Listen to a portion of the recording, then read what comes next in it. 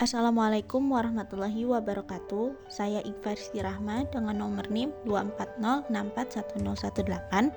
Pada kesempatan kali ini saya akan mempresentasikan materi tentang tokoh-tokoh pendidikan di dunia. Tugas ini saya buat untuk memenuhi tugas mata kuliah pengantar pendidikan yang diampu oleh Ibu Diana Setiana, MPD. Yang pertama ada Maria Montessori. Maria Montessori lahir pada 31 Agustus 1870 di Chiara Valle, Italia. Adalah seorang pendidik, dokter, dan pelopor dalam pendidikan anak-anak yang namanya dikenal di seluruh dunia karena metode pendidikan yang inovatif. Pada tahun 1896, Maria menjadi salah satu perempuan pertama di Italia yang lulus sebagai dokter. Dia menjadi seorang pionir menghadapi diskriminasi gender dalam perjalanan karirnya, tetapi tetap bertahan dengan keberanian dan tekadnya. Adapun poin penting tentang pengaruh Maria Montessori dalam dunia pendidikan.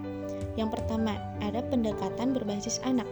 Montessori percaya bahwa setiap anak itu memiliki potensi yang unik yang perlu dikembangkan secara alami.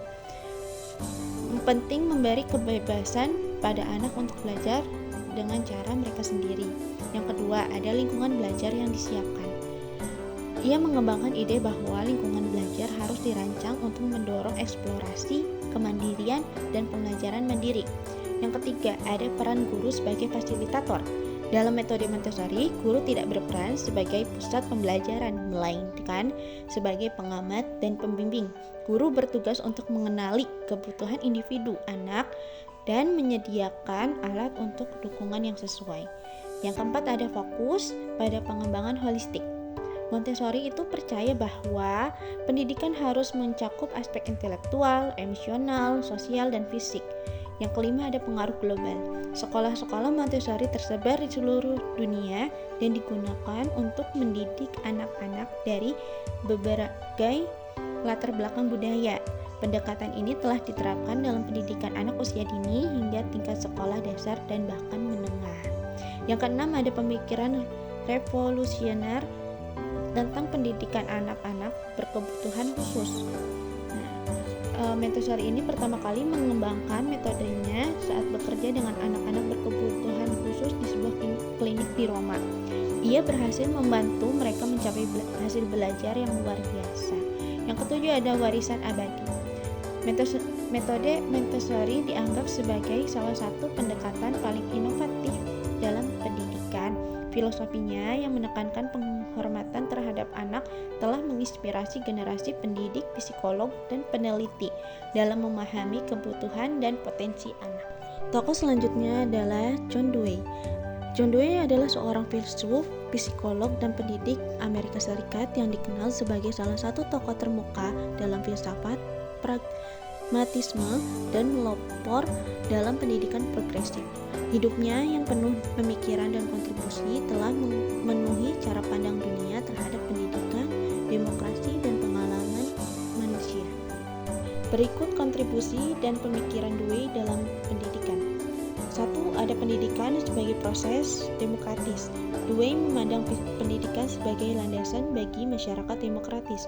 Ia percaya bahwa sekolah harus menjadi miniatur masyarakat yang mendukung kerjasama, diskusi, dan pemecahan masalah. Yang kedua, ada belajar dan melakukan learning by doing. Salah satu gagasan paling terkenal Dewey adalah bahwa siswa belajar lebih baik melalui pengalaman langsung. Yang ketiga, ada sekolah sebagai laboratorium sosial. Dewey memandang sekolah sebagai tempat untuk bereksperimen dan menemukan solusi atas tantangan sosial. Yang keempat, ada kurasi minat anak. Dewey percaya bahwa pendidikan harus berpusat pada minat dan kebutuhan anak, bukan sekadar pada kurikulum yang kaku. Yang kelima, ada integrasi teori dan praktik. Dewey menekankan bahwa teori pendidikan harus selalu relevan dengan praktik. Ia menulis karya-karya penting sebagai Democracy and Education yang menawarkan landasan filosofis untuk praktik pendidikan yang lebih humanis dan relevan. Kesimpulannya adalah Maria Montessori dan John Dewey, meskipun mereka mempunyai pendekatan yang berbeda, tetapi sama-sama membawa perubahan besar dalam dunia pendidikan. Keduanya percaya bahwa pendidikan itu harus menyesuaikan dengan kebutuhan setiap individu dan berfokus pada pengalaman nyata. Tujuannya untuk apa? Tujuannya adalah untuk membentuk generasi yang mandiri, kreatif, dan bertanggung jawab. Pemikirannya mereka masih relevan hingga sekarang, terutama dalam menciptakan sistem pendidikan yang inovatif dan cocok untuk berbagai kalangan. Sekian dari saya. Apabila ada kekurangan kata, mohon dimaafkan. Wassalamualaikum warahmatullahi wabarakatuh.